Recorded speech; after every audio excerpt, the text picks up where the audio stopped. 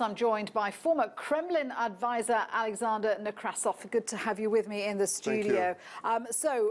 We know that this went down very well in Russia. The Russian foreign minister has said the meeting had gone, quote, better than super. So this obviously played well with Putin's domestic audience.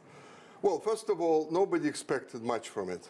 The important thing about this meeting is that it laid the ground for future work, for future agreements, and that is very important. How that meeting would have gone, we could have realized what is going to happen next. It went well, and that is very important. But not for Trump. As far as Trump's concerned, his audience are saying that he was naive, that he gave too much ground to Putin. Did Putin play him? Well, first of all, I'd like to say that this political struggle which is going on in Washington has spread way, way beyond America. I think it is embarrassing to watch American media lie openly, blatantly, and attack their own president without any foundation. It is absurd to hear the intelligence community in America, which had been caught lying so many times. Remember Iraq, remember Libya, remember Afghanistan, remember Ukraine, remember, well, whatever. And they now pretend that they're offended by the fact that there is nothing, no proof that they have provided, specifically no proof. These 12 indictments was a political maneuver by Robert Mueller. But there have been many more than 12 indictments. The investigation has been ongoing.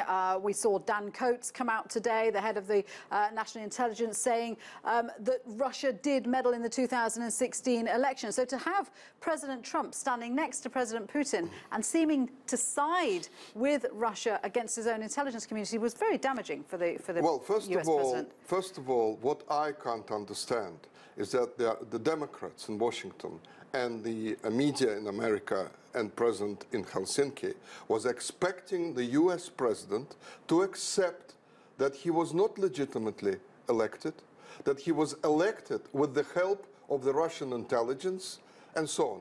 Are they mad, those people, to expect Trump to say those things? You know, they were trying to do a catch-22 situation. They were trying to catch him and basically then scream, he acknowledged that his election is illegal. But do the American people not have a right to expect their president to go into a meeting with Russia and hold him to account on issues like Russian cybercrime, on what's happening in Ukraine, on what's happening in Syria? Did they not have a right to expect their president to take a position of strength rather than, as they're saying, he caved in to Putin? Well, first of all, let's remember the NSA scandal under Obama.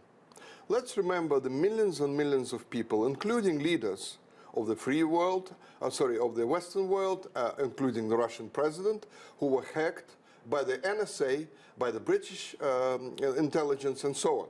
This scandal somehow disappeared completely. We know that they're at it again.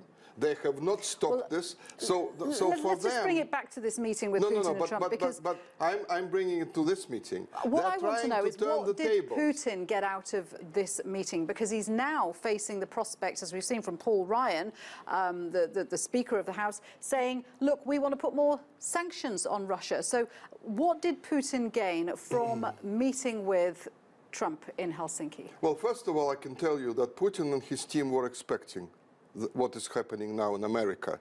They know perfectly well that the political struggle will not stop. Trump can be there even for another 6 years. The Democrats won't stop attacking him. So Putin knew this was coming.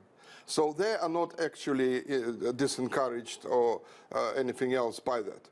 What they're hoping is that because the movement towards the two countries getting together to discuss important issue will have to happen.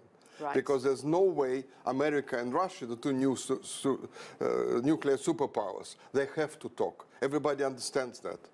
Good to speak with you, Alexander. Thank you very much indeed for your thoughts there. Alexander Nekrassov there.